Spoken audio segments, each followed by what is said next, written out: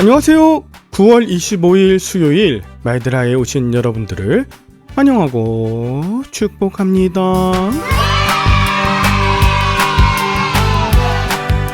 오늘은 새벽기도 인도 후에 안신대 신대원에 말씀을 전하러 갑니다.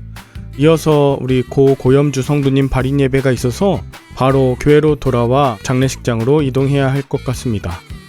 원래는 오늘 수요 오전 기도회도 야외 예배로 진행하고자 했었는데 연기하게 되었습니다. 성도님들께서 제가 너무 바쁠 것 같다며 연기하셨다는데요. 바쁜 목사는 나쁜 목사라는 말이 있습니다. 제가 혹 바쁜 목사로 비춰질까 걱정입니다만 연기하신 날짜에 야외에서 진행될 수요 기도회에 2배로 더 신나는 시간을 기대하는 마음으로 오늘도 맡겨진 사명 잘 감당하고 돌아오겠습니다. 그러면 오늘도 힘차게 말드라를 시작해 보도록 할까요? 자, 출발!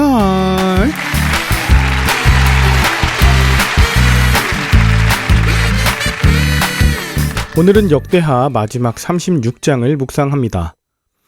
오늘 유다의 16대 왕이자 마지막 선왕이었던 요시아가 죽은 후 그의 아들 여호아하스가 17대 왕으로 즉위합니다.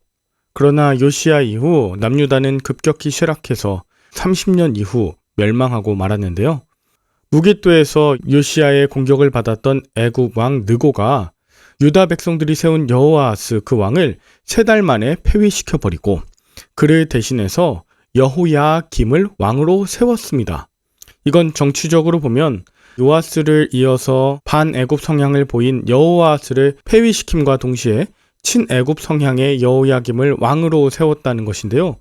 애굽은 이미 유다를 압제할 만큼의 힘을 갖고 있었고 유다는 실제적인 나라의 주권을 빼앗긴 상태가 되었습니다. 그리고 17대 왕 여호아스는 애굽으로 끌려가 그곳에서 생을 마감하게 되었죠. 그러나 이것을 영적으로 보면 열왕기하 23장에 여호아스가 여호와 보시기에 악을 행한 결과로 애굽왕 느고가 그를 하마 땅 리블라에 가두었고 그를 대신해서 엘리야김을 왕으로 세우고 그의 이름을 여호야김으로 고쳤다고 나와요. 엘리야김은 하나님이 세우시다는 뜻이고 여호야김은 여호와께서 세우셨다는 뜻인데요. 이것만 기억하시면 됩니다.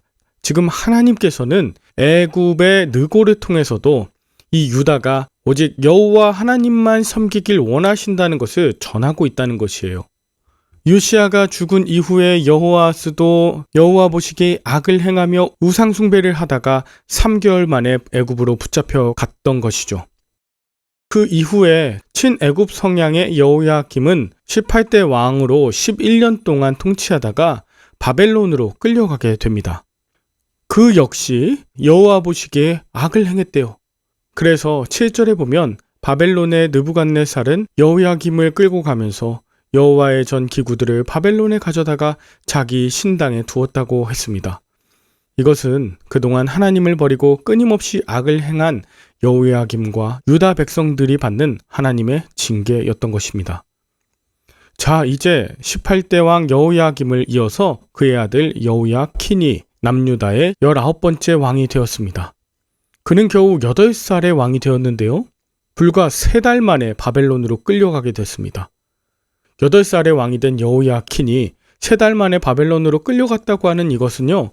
아버지처럼 여호와 보시기에 악을 행했기 때문이라 합니다. 이처럼 하나님의 심판은 아버지 여호야킴처럼 10년 이후에 임할 수도 있고 여호야킨처럼 겨우 3달 만에 임할 수도 있습니다. 그러나 열왕기하 25장을 보면 8세에 끌려갔던 여호야킨이 37년 후 바벨론의 왕 에밀무로닥에 의해 목에서 풀려났습니다. 그리고 왕의 신분을 회복할 뿐 아니라 바벨론 왕과 식탁 교제를 하게 되었다는 것입니다. 여러분, 이것을 통해서 하나님께서 다윗과 맺으신 그 언약을 기억하셨다는 것과 그 언약에 담긴 사랑이 결코 남유다 백성들을 포기하지 않으셨다. 이것을 기억할 수 있게 합니다. 자, 이렇게 19대 왕 여호야킨이 8세의 왕이 되었다가 3달 만에 붙잡혀 가자 이제 그의 삼촌 시드기야가 바벨론 왕 느부갓네살에 의해 유다의 왕으로 세워집니다. 하지만 시드기야는 하나님의 도우심을 구하지 않았고 이후에 느부갓네살 왕도 배반합니다. 시드기야가 하나님의 도우심을 구하지도 않고 자기를 왕으로 세운 느부갓네살을 배반한 것은 그에게 하나님의 말씀을 전한 선지자들의 말은 무시하고 거짓 선지자들의 말에 현혹되었기 때문입니다. 대표적으로 예레미야는 바벨론에 항복하고 철저하게 그 징계의 시간을 견뎌내야 한다고 말했지만 거짓 선지자들은 바벨론은 곧 망할 것이고 포로들은 2년 후에 다시 돌아올 것이라며 시드기야와 백성들을 선동하고 바벨론을 배반하도록 만들었던 것이죠. 그러자 바벨론은 유다를 침공하여 모든 거리와 집, 심지어 성전의 모든 사람들 다 죽였고 성전의 모든 기물들은 다 약탈하였으며 성전은 불사르고 성벽은 헐어버리고 모든 자들을 바벨론의 포로로 끌고 가 버렸습니다. 그렇게 남유다에는 성전이 완전히 무너지고 70년간의 노예 생활이 시작된 것이죠. 그리고 70년 후에 페르시아가 바벨론을 무찌르고 고대 근동의 패권을 장악하자 바사왕 고레스는 바벨론에서 종노릇하던 이스라엘 백성을 하루아침에 광복시켜 남유다로 귀환시킵니다. 하나님께서 바벨론을 유다에 대한 심판의 도구로 사용하셨던 것처럼 이번엔 페르시아 즉 바사를 회복의 도구로 사용하셨던 것입니다. 사실 하나님께서는 예레미야를 통해서 경고와 심판의 메시지뿐 아니라 70년 후에 다시 회복할 것에 대한 메시지도 주셨었습니다. 그러므로 우리가 모든 것을 잃었을 때 해야 할 일은 하나님의 심판의 메시지뿐 아니라 회복의 말씀 또한 믿고 기다리는 것이죠. 그러면 포로에서 해방시켜 주실 뿐 아니라 무너진 성전과 성벽을 재건하라 하시는 회복의 사명을 주십니다. 여러분은 오늘 본문을 통해 무엇을 느끼셨나요? 오늘 이 역대기는 시간이 흘러서 모든 남유다가 바벨론의 포로로 끌려가고 이후 바사의 고레스 왕으로부터 귀환한 명령을 들은 이후에 쓰여진 책이죠.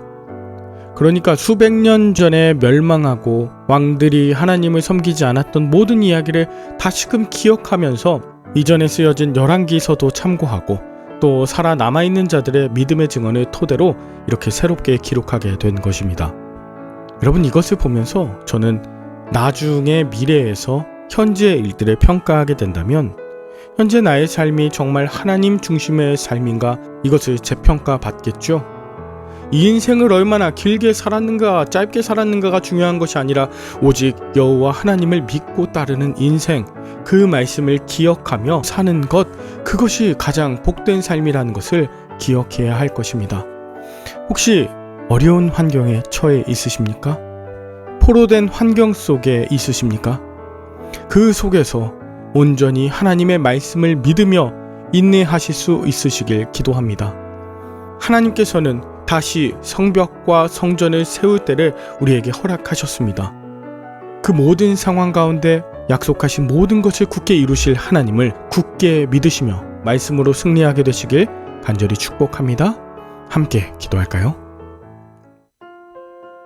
하나님 아버지, 하나님께서 세우시지 않으면 영원한 것이 없는데 제 힘과 의지대로 살아온 인생을 불쌍히 여겨 주시옵소서.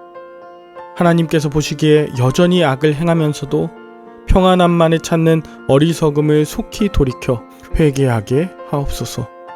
나를 사로잡은 환경, 또 포로로 끌고 온 모든 상황 속에서 저를 포기하지 않으시는 주님의 사랑을 기억하며 잠잠히 은혜와 회복의 때를 기다리게 하옵소서.